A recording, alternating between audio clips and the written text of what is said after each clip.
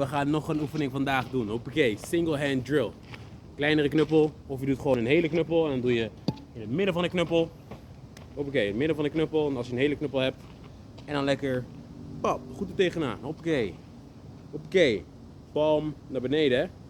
Palm naar beneden, hoppakee. Andere hand zet je op je schouder. Knuppel na, op de schouder weer, zoals altijd. En dan, hoppakee, bal slaan. Hoppakee, bal slaan. Oké, dan wisselen. Andere hand in het midden. Schouder. Knippel weer deze kant. Hey, en trek hem door. En nee, nu is palm omhoog, hè. Hou de palm omhoog. Palm omhoog. Let's go. Nog een drill. Hoppakee. En dan, ja, als je zo'n kleintje hebt, dan kan je lekker gewoon aan het uiteinde doen. Hoppakee. Switch. Hoppakee.